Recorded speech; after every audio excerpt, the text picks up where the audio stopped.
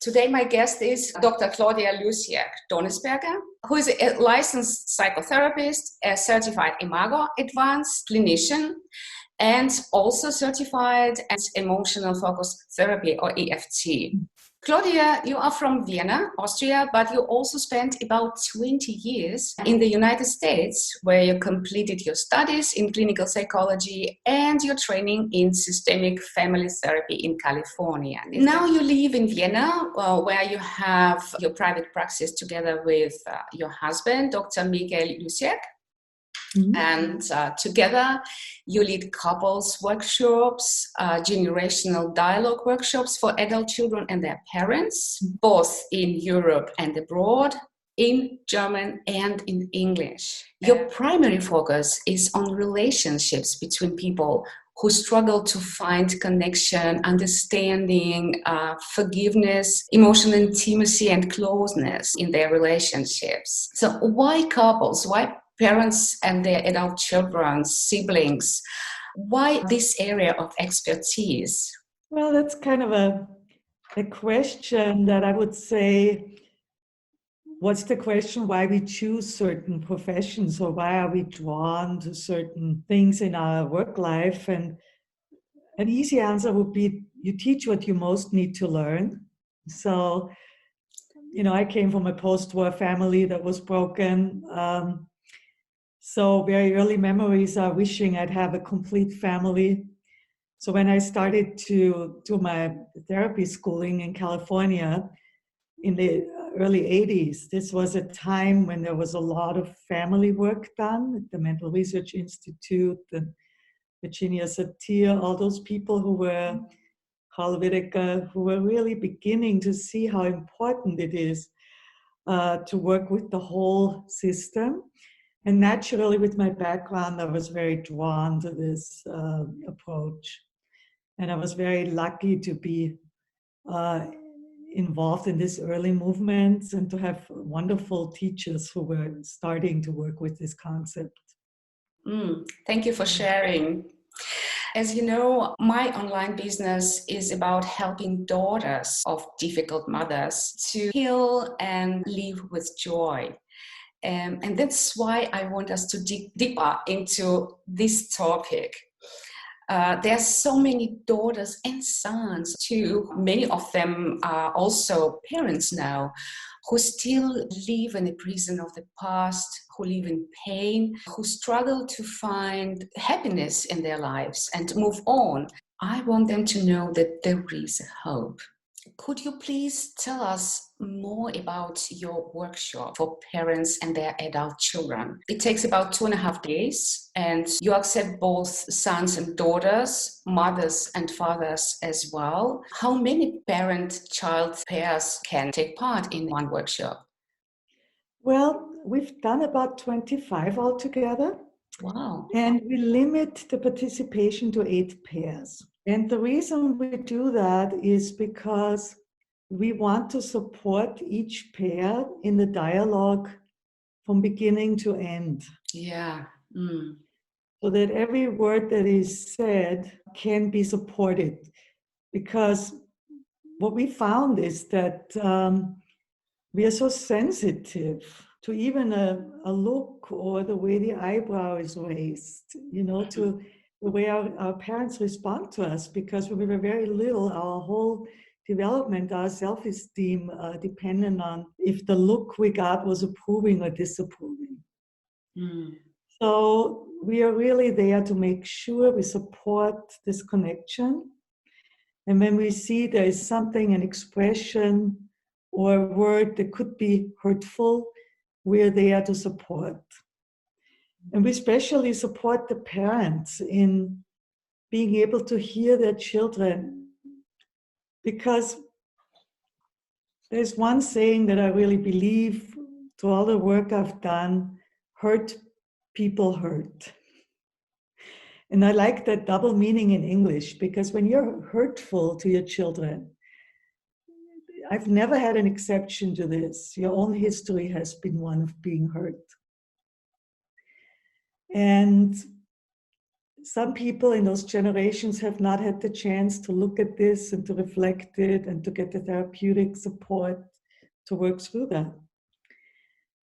So when you are faced with hearing that you've been hurtful, that can be very painful, because it is something that really causes shame and guilt and a lowered self-esteem. And I just recently watched a TED Talk by Harriet Lerner with the title of "Why Can't He Apologize?" Could also be she, you know. Mm. And she says something very important here. She said, just to say I'm sorry in a heartfelt way, which is very healing, requires a certain amount of self-esteem. To say, yes, I've made a mistake, I tried, and I'm taking responsibility for this, and I'm apologizing. Now, if you have that self-esteem, then you can do it. If you're walking a tightrope over a canyon of guilt and shame, that if any recognition of having done something wrong means you're going to fall into that abyss, it's very difficult. So what we do in the workshops, we're really trying to support the self-worth of the parents. So they can say, okay, there's a lot of things that's worthy of me being loved and connected to quote Brené Brown. And there are some things where I missed it, like we all do. And if I want connection and I can take responsibility for that, then this connection really becomes amazing.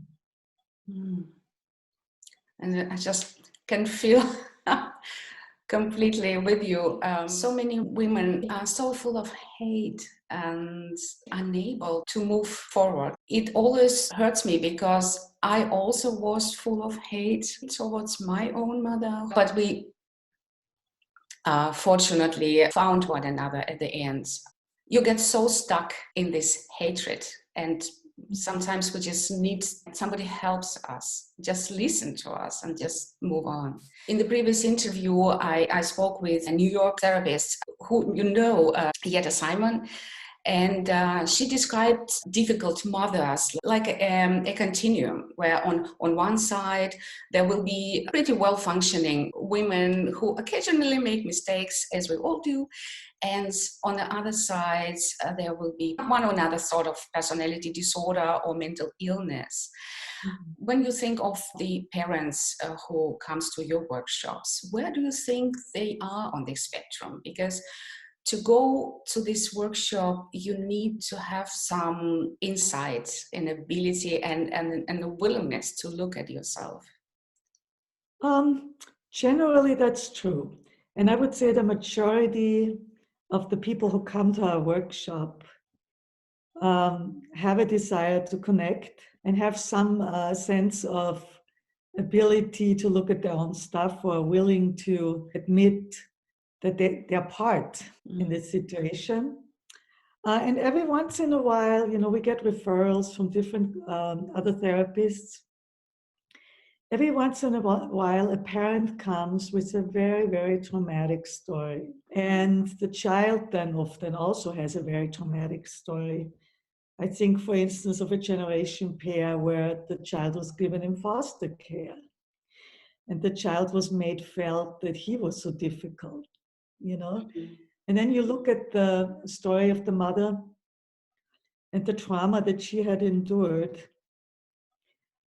And where you really start creating some connection is to be able to be in that empathy with that person and to support the child in the grief that they have a parent who is unable to express that empathy because they never had it. Maybe once even had a generation pair where one of the parents, I would say, and I don't like to throw around with diagnose, No. But I would say it would fall into something people would understand as autism, which is finding it very difficult to mirror the feelings of the person who is across from you. And then it was very clear that this is what this child, as a child, had experienced throughout the whole childhood. He was never empathically mirrored. And that is a little bit like growing up with a parent who might have a physical illness. You know, you're saying, okay, my parent could never get out of bed. They had polio or they had cancer or whatever. And therefore, there's a lot of things that happen in my life that are different than had I had a parent who could have played ball or hiked on a mountain with me or just met me at the door when I came home, you know? So this is a different situation. A mental illness is a dark place where you can't enter. You cannot join in a connective way with the person who is in this place. And like you said earlier, you have children, adult children, daughters, as you said, who are often very angry about this. And to me, anger is pain that has boiled over. You know, you're in pain. You can't talk about this pain. The person you have this pain about is unable to hear you. And then it switches into this angry mode, which is, I cannot reach you. So for me, when it comes in those rare cases where it really is like that, where there is a parent who cannot be reached because they're caught in their own capsule of pain and denial, you know, and not feeling, which is not their fault and not their choice, to do grief work.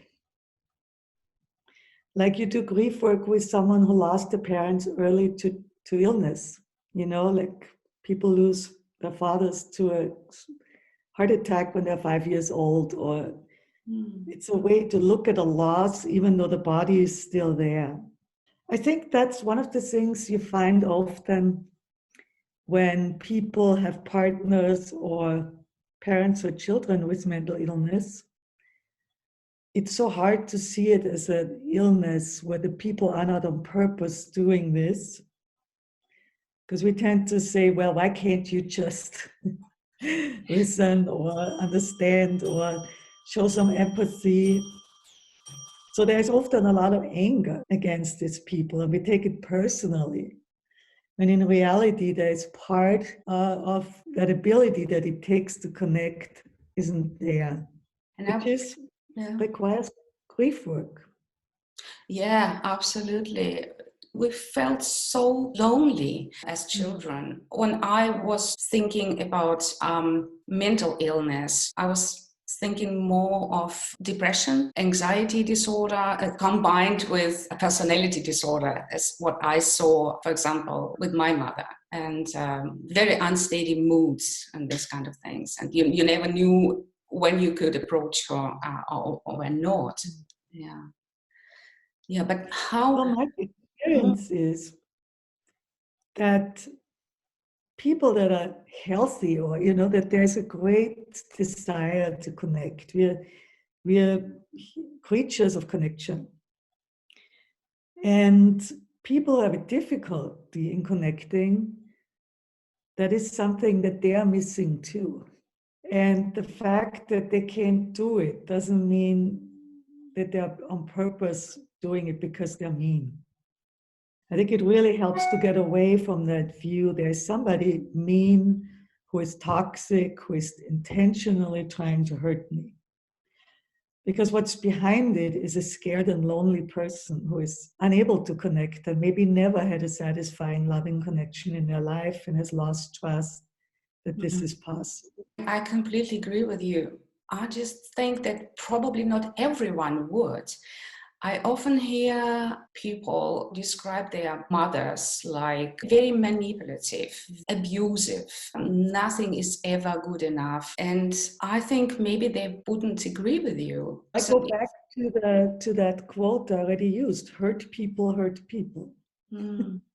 So they're just very hurt people themselves who are of a painful past that's not even accessible to them.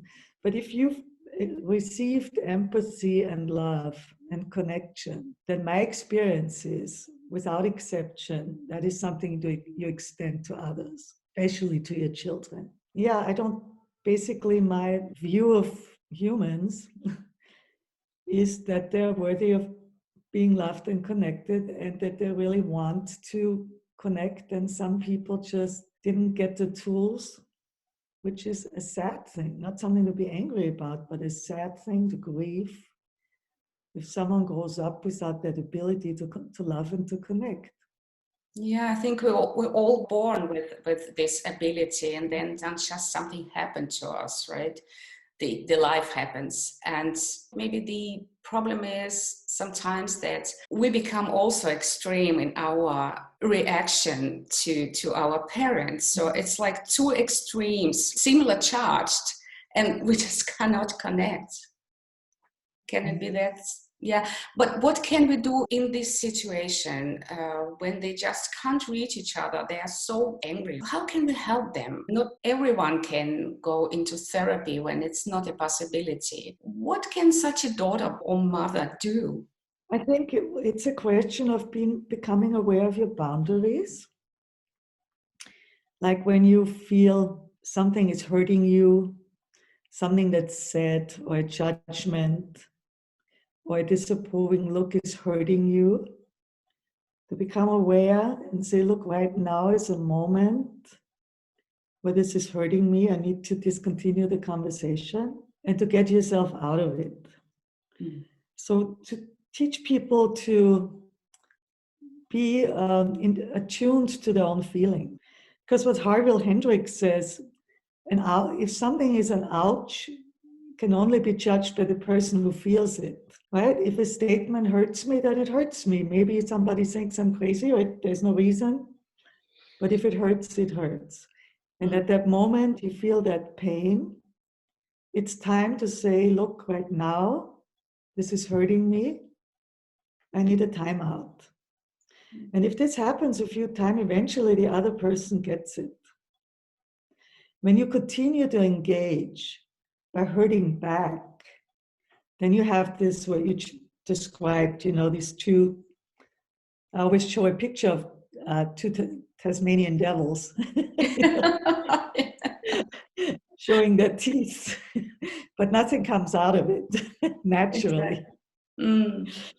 And I always say, look, think of the situation in the airplane where they always tell, put the oxygen mask first, otherwise you can't help anyone.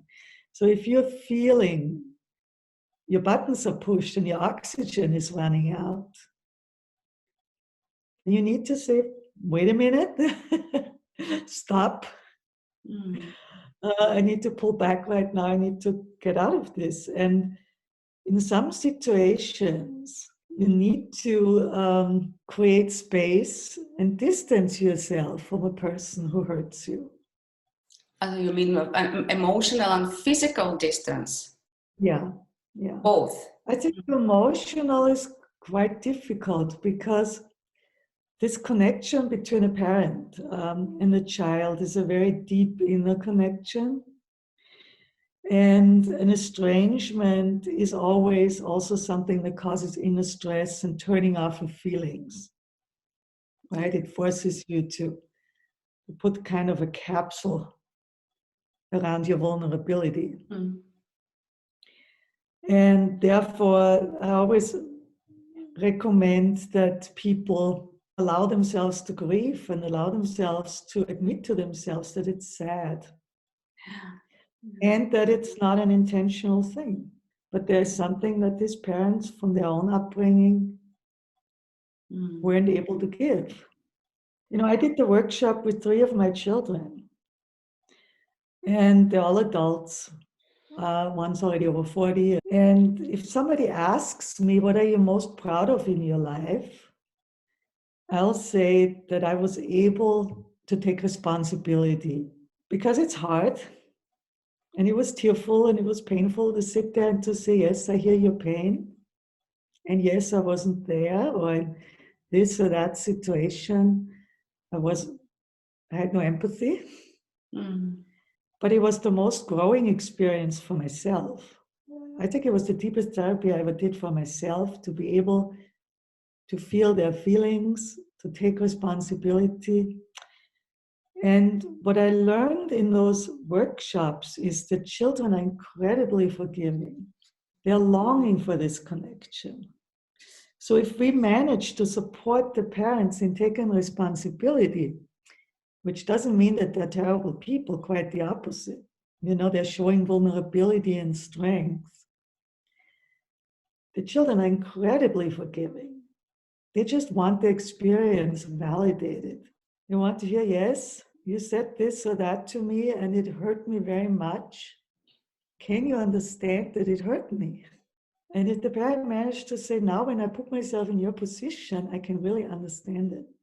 They never have to mention it again. We had a lot of fights about the same issue for years. When I finally said, now I understand what was so hard for you about this, why you had to keep bringing it up, because you kept trying to reach me, that I understand it. And when I finally understood it, and the workshop is now, it's like, well, she was 14 years ago. She never mentioned it again. Because if she did, I would say again, yes, you're right. She already knows I got it. So why mention it again? So having this over and over again is a bid for being understood. So whatever happens, we're not completely victimized by our parenting. No. And sometimes having a partner who is trustworthy and friends can make a big difference in life. And there's studies on people who succeed, who grew up in slums with drug parents. And the outcome of these studies is those people who succeed usually found someone who believed in them. So finding other people, finding other connections are important. So when you speak again about your angry daughters that you work with who don't want to have a connection, who feel it's too dangerous to connect with their parent, because they get hurt and manipulated, encourage them to have relationships also to people in the generation of their parents. I once had a class when I was in California, when I was becoming a therapist, with an amazing teacher, Arlene Haas was her name. And she asked us who has grandparents and parents who they would like to be like when they grow old. And very few raised their hand. I mean, I come from post-war Austria, people were frustrated, traumatized, all sorts of things. And very few raised their hand. And then we got a homework. She said, connect with someone from the generation of your parents and see if you can build a friendship or a relationship. And it was like a couple of days later, and I was working in dentistry. This old man came, and he was German. I was living in California. And we had this amazing relationship until he died.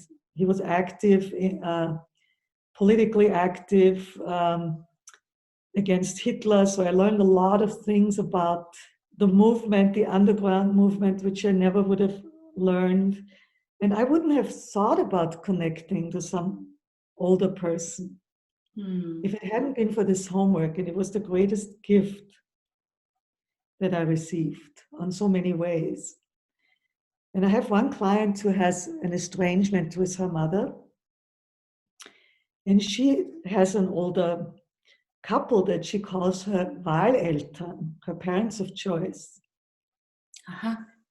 And they have a very warm connection. And now through the work I do with her, she's becoming more forgiving of her mother. So they've actually seen each other. They're also thinking of coming to the workshop. But she needed to have her own self-esteem, her worthiness worked on first, so she's not as vulnerable to her mother's trauma. Yeah, or to work on relationships, to learn to believe that connection is possible, that people are trustworthy. Absolutely. I always say that job of a teacher is one of the most important jobs, because if you can give a child from a difficult background the feeling that he or she is worthy, you might have turned their life around. Absolutely. Yeah. Thank you so much, Claudia. I just have one question, if I may, and it's about taking care of elderly ill mothers who are also happen to be difficult.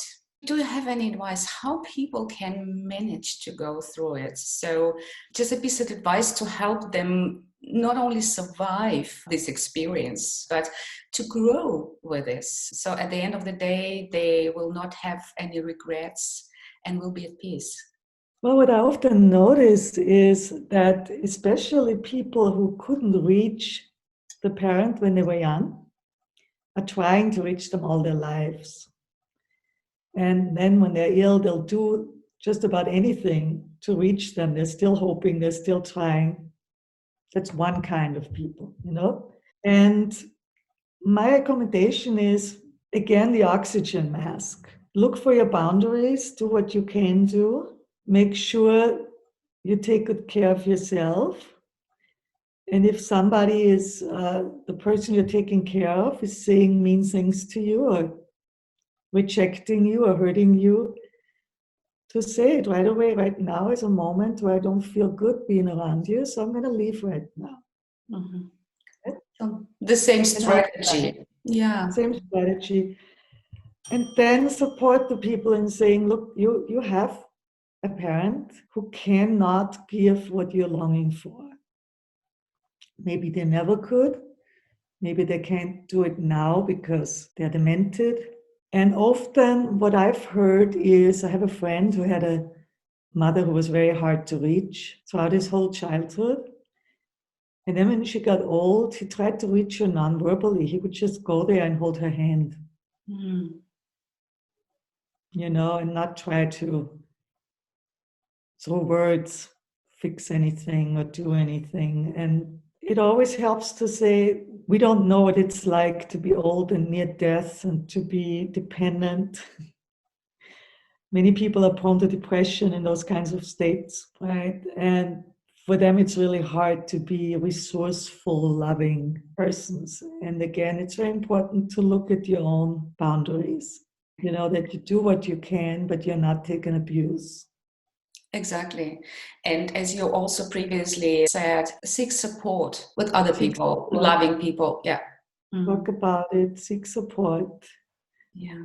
And ask yourself, what's good for me? Why am I doing this? How do I want to feel when this person died? What do I feel I should have done that I don't have regrets? You know, I lost my mother when I was 25. And we were quite in a conflict situation because I just couldn't be there. I lived in California, she lived in Austria. She was terminally ill. And I had put a big hard case around my heart, also with some anger, like how could she, you know, be so needy right now and I can't be there. And these are also things, it depends on today, I could be there for her differently. The question is, can I forgive myself for what I didn't know at the time? The shame that I wasn't more empathic and giving and there for her. And I read a very beautiful quote from Maya Angelou, who said, we have to learn to forgive ourselves for what we didn't know before we learned it. Exactly. And it's so helpful to not get into the shame thing. Like, what a horrible person I was that I didn't move back right away and took care of her. You know, there's shame. And shame means I'm not worthy. Yeah. Regret means, from what I know now, I would have done it differently.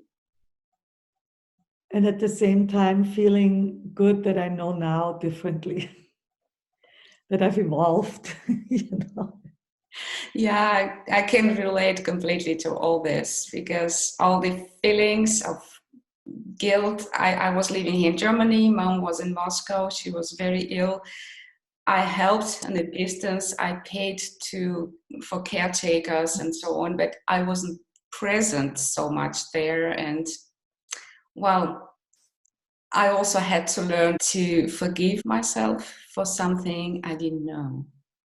And it's what we all have to do, I think. Yeah. And also, you made a choice of nurturing the family that you're now connected to for the next generation and the future. And that makes a lot of sense for you as a parent to have your energy in that direction. Yeah. Claudia, thank you so much. Thank you. Very much. Thank you so much. I hope to see you one day again in person. Yeah, I'm sure. And until then, there's always online. Until then, we are always online. That's great. Thank you very much and have a great day. Welcome. Bye-bye. You too. Bye. Bye-bye.